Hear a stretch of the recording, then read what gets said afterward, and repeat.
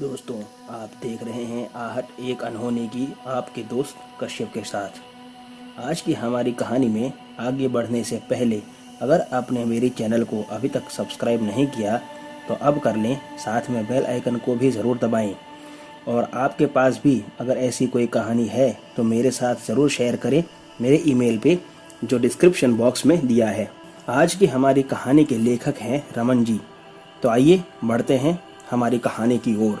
मैंने और मेरे दो दोस्तों ने मिलकर कुल्लू मनाली घूमने का फैसला लिया और हम लोगों ने कुछ ज़रूरी सामान जो ठंड के लिए ज़रूरी थे वो खरीदे और तत्काल में ट्रेन की टिकट बुक करवा ली। हमारी शाम की ट्रेन थी और हम लोग ट्रेन आने के 1 घंटा पहले ही स्टेशन पहुंच गए थे। बातचीत करते करते ट्रेन आ गई और हम अपनी रिजर्व सीट पर बैठ गए। ट्रेन अपने नियत समय पर रवाना हुई और नियत समय पर ही हमारे स्टेशन भी पहुंच गई। वहां से कैब करके हम हमारी होटल पहुंचे। होटल की बुकिंग भी हमने पहले ही करवा ली थी। जब हम होटल पहुंचे तो बाहर से होटल काफ़ी पुरानी और जर्जरित लग रही थी। तो मैंने राजेश से कहा कि इतनी भी क्या कंजूसी करना भाई, जो एकदम से बकवास जगह बुक कर दी तूने, कुछ तो ढंग की होटल बुक कराता। तभी पार्थ ने कहा कि यार ठीक है, जैसा बजट होगा वैसा ही तो करेगा ना, और वैसे भी हमें तो घूमना ही है यहाँ पर, चलो अंदर। ऐसा कहकर वो अपना सामान लेके होटल में जाने लगा तो उसके पीछे मैं और राजेश भी अंदर गए। होटल के रिसेप्शन पर एक लड़की बैठी थी जो काफ़ी थकी हुई लग रही थी। हमने उससे हमारी बुकिंग के बारे में बताया।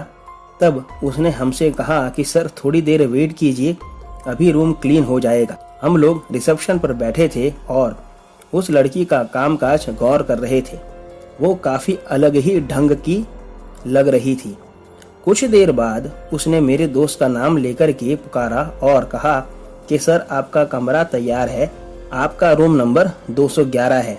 हम तीनों अपने कमरे में गए और कुछ देर आराम करने का सोचा। मैं सोफे पर बैठा था, मैगजीन पढ़ रहा था, पार्थ फ्रेश होने गया था और राजेश बेड पर लेटा हुआ था। तब कमरे की डोर बेल बजी तो मैंने कहा दरवाज़ा खुला है, लेकिन कोई आया नहीं। तो मैं उठ के दरवाजे पर गया, लेकिन वहाँ कोई था ही नहीं। मैं वापस आकर के बैठा ही था कि तुरंत फिर से बेल बजी। तो मैंने फिर से दरवाज़ा खोला, तब भी वहाँ कोई नहीं था। तीसरी बार भी जब ऐसा हुआ तो मैं दौड़ कर गया और दरवाज़ा खोला। मैंने देखा कि रिसेप्शन पर जो लड़की थी वो लड़की हमारे बाजू के कमरे में चली गई। तो मैं उसके पीछे गया, लेकिन मेरी आंखें फटी रह गई क्योंकि उस कमरे में बाहर से ताला बंद था। मुझे कुछ समझ नहीं आया और मैं अपने कमरे में जाने के लिए मुड़ा ही था कि उस रिसेप्शनिस्ट ने मुझे पीछे से बुलाया कि क्या हुआ सर, आप यहाँ क्या कर रहे हैं। मैं एकदम से चौंक गया और मैंने उससे पूछा कि मैंने अभी तुम्हें इस कमरे में जाते हुए देखा था और ये तो बाहर से बंद है, तो तुम अंदर कैसे गई और अभी बाहर कैसे आ गई। उस लड़की ने मुझे कुछ नहीं कहा, बस एक डरावनी स्माइल देती हुई वहां से नीचे चली गई।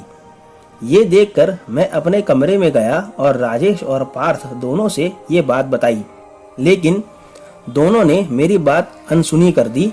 ऊपर से मुझे कहने लगे कि लगता है तेरी नींद पूरी नहीं हुई है, अभी थोड़ी देर सो जा ताकि तेरा दिमाग काम करने लगे। मुझे भी लगा शायद मुझे वहम हुआ होगा। फिर हम तीनों घूमने चले गए।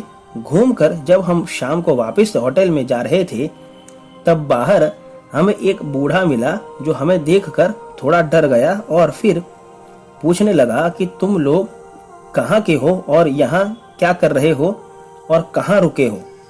तब हमने उससे कहा कि हम राजस्थान से हैं, यहाँ घूमने आए हैं और ये सामने वाली होटल में रुके हैं। तब उसने कहा कि ये होटल, तुम लोग यहाँ रहकर जिंदा कैसे बच गए, यहाँ तो वो रहती है, जल्दी से ये जगह खाली करके चले जाओ अगर जिंदा रहना चाहते हो तो। उसकी बात सुनकर मुझे मेरे साथ जो हुआ था वो सच था ये यकीन हो गया, लेकिन फिर भी मेरे दोस्तों ने मेरी बात नहीं मानी। हम जब होटल में वापस गए तब वह लड़की रिसेप्शन पर नहीं थी। हम लोग हमारे कमरे में गए और थके होने की वजह से कब आंख लग गई पता नहीं चला। आधी रात को हमारे कमरे का दरवाजा किसी ने खटखटाया तो पार्थ ने जाकर के दरवाजा खोला, लेकिन वो वहां से वापस नहीं आया। 1-2 मिनट बीत गए तो मैं एक अनजान भय से उठा और तुरंत दरवाजे पर गया तो मेरा फ्रेंड पार्थ वहां नहीं था। मैंने तुरंत राजेश से कहा कि कुछ गड़बड़ है, पार्थ कहीं दिख नहीं रहा है। मैं और राजेश कमरे से बाहर निकले ही थे कि पार्थ की बहुत जोर से चिल्लाने की आवाज आई और तभी बाजू के कमरे से वही रिसेप्शनिस्ट चिल्लाते हुए बाहर आई, जो एक भयानक रूप ले चुकी थी। उसे देखकर मैं और राजेश नीचे भागने लगे। डर के मारे मैं सीढ़ियों से स्लिप हो गया और मेरी वजह से राजेश भी ढनकता हुआ सीढ़ियों से नीचे गिरा। नीचे गिरते ही हम दोनों उठ करके होटल के बाहर भाग गए। डर की वजह से गिरने का कोई एहसास ही नहीं हुआ। जैसे ही हम बाहर गए, एंट्रेंस के बगीचे में हमने पार्थ को गिरा हुआ देखा और ऊपर वही पिशाचिनी खड़ी थी जो हमें खून भरी नजरों से देख रही थी। पार्थ को हमने उठाया और उसे हॉस्पिटल में एडमिट करवाया। भगवान की मर्जी से मेरे दोस्त की जान बच गई थी। दरअसल वो रिसेप्शनिस्ट ही एक चुड़ैल थी जिसने किसी अज्ञात कारणवश उसी कमरे में आत्महत्या कर ली थी। तो दोस्तों, आज की कहानी में बस इतना ही। अगर आपको कहानी पसंद आई हो तो वीडियो को लाइक और चैनल को सब्सक्राइब जरूर करें। तो मिलते हैं अगली कहानी में। तब तक स्टे होम,